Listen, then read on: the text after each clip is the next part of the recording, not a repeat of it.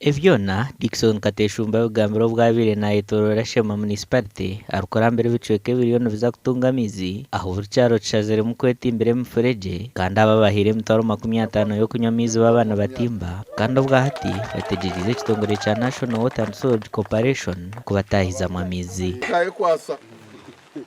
bantu mutere ngaro z'amazi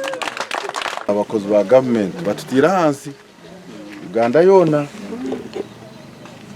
nambere ntenda kuretite ko parliament umuntu naba narara nafu no murumo bakimuteka hariya ngo bamuhubwa medical officer azo mwirwarro omukazi yiza inenda bamusibya hariya stami takwenda kumwateninga tu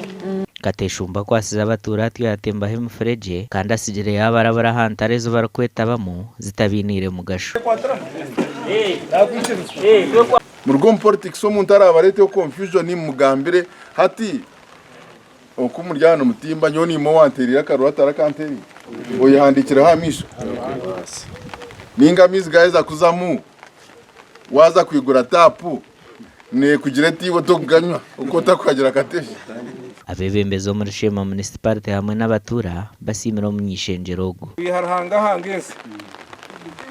amizi gashyirwashize bombu tware bwo mweni yena kumbasimira ahabwe enkwatanisa ninga shemikoreye igari politiko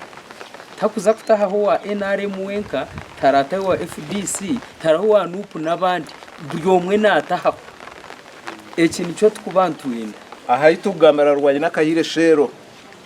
ni umuntu wo kubanza turetera mizaga agago kutimba